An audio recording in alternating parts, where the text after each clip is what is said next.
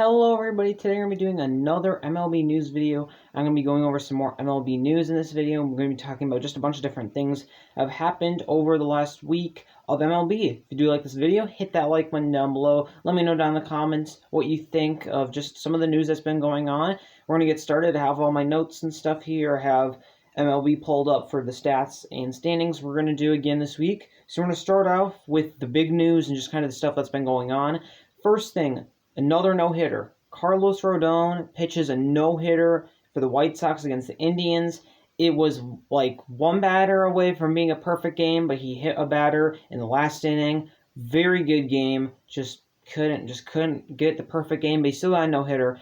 Very good pitching performance for Carlos Rodon, who is just a nasty pitcher. This guy is really, really good. Can't wait to see a lot of stuff from him, and really, really good pitcher. Next thing we have is that the Astros players are going to the COVID IL. The Houston Astros played a game a few days ago, and they got their vaccines. And when they got their vaccines, a lot of their players got like symptoms from it. A lot of the guys had to go off the game. So right now we have I think Bregman, Altuve, Yordan Alvarez. They're all right now out of the game, and they're all not playing at this time. The other news we have is MLB possible rule change with the designated hitter and the mound.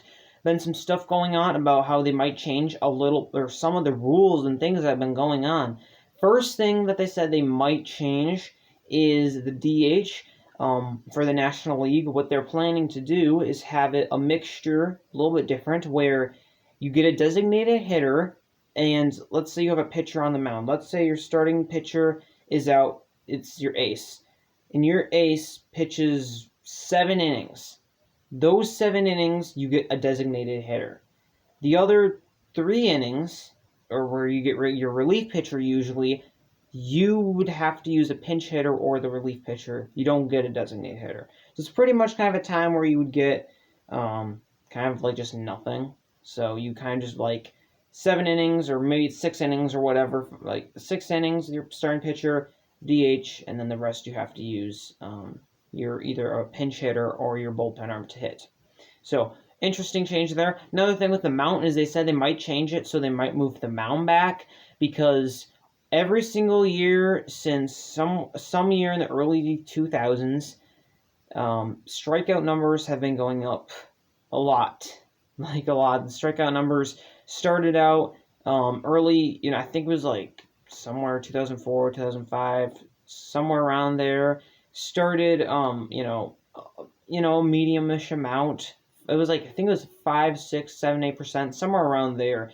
5 to 8%, I would say. It wasn't like super high compared to what it is now, and it's been going up every single year until now, which is at 25%, which is crazy. It means every 4 batters, a pitcher's usually averaging a strikeout.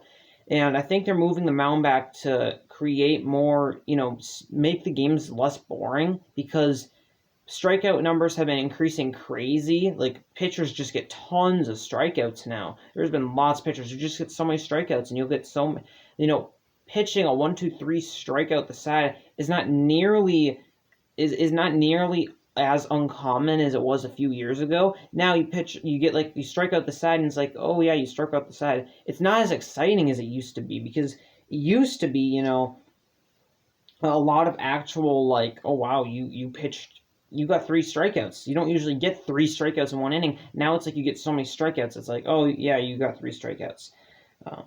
So yes, those are some of the MLB possible rule changes. Next up, games postponed. Today there were some games postponed. I'm recording this. All some games are postponed. The White Sox game was postponed. The Mets game was postponed. I think it was because of the weather. Pretty cold. The Rockies games was postponed. So there was a few postponements that went out. Just kind of another thing. Games have been postponed. There's been a lot of MLB stuff that's been going around, and we're going to look at the standings here in just a minute. A lot of weird standings for a few different divisions, and right now, it's very interesting. I'm going to start out with the AL East, where right now, 5th we have Tampa Bay, 4th we have Baltimore, 3rd we have Yankees, 2nd we have Toronto Blue Jays, and then 1st we have the Red Sox.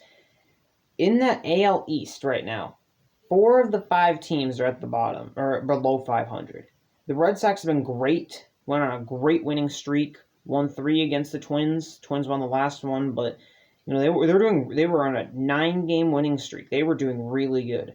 Toronto below 500, Yankees below 500, Orioles below 500, Rays below 500. Like right now, the AL East is not performing that great. Besides Boston, AL Central, we have White Sox, Tigers, and Twins all at 6 and 7, Indians 7 and 5, and Royals 7 and 4.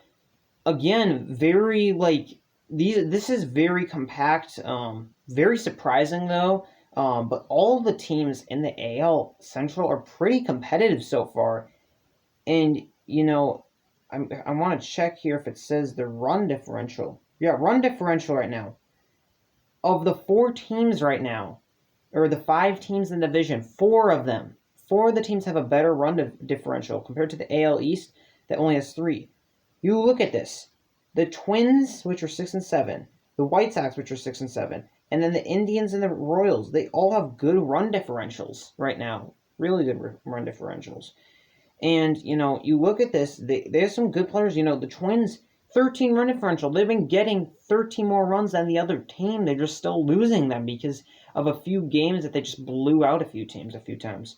But, and then, right now the Royals are leading it, which is very weird. AL West next up, Mariners are winning it. Like, what? No, I don't think anybody thought that. The Angels are doing good. Astros, the Athletics have been decent recently, coming back up to 500. Rangers 6 and 7, a lot better than I thought. The AL East right now, the Mets are in the lead with the Phillies next, and then it's Nationals and Marlins, who've both been pretty bad, and then the Braves, who have been underwhelming so far this year, haven't been great. That's the NL East. NL Central, Reds and Brewers are tied up. Reds are starting to come down a little bit. They're not on that huge hot streak anymore. Cardinals. Then you have the Cubs and the Pirates. Pirates have been not awful to start out. 5 and 8's not bad. And then last but not least, you have Colorado, who's in left. Arizona, San Diego, San Francisco is actually ahead of San Diego, and then Dodgers, of course, in first with just an insane team, 11 and 2 already. Like, just absolutely insane. But those are some pretty good teams, and there's really the only 2 bad teams in the whole league are the Rockies and the Nationals. Really, there's not really a really bad team. So it's very interesting so far. Very, very competitive. I would say there's very competitive. Besides the Dodgers and the Red Sox, we're kind of right now the outliers. We're going to go to the stats really quickly here. Just going to check out the hitting leader and the pitching leader, and then the team hitting and pitching leaders, and then we'll move on. Hitting players in the lead right now. Hopefully this is sorted by OPS, which I think it is, because if it's by batting average, that doesn't mean anything. Yes, OPS. I'm on OPS right now. So we're going to check it out here. Highest OPS right now. Ronald Acuna with a 1.431. Justin Turner in second. Yermin Mercedes, JD Martinez, Mike Trout, Nelson Cruz.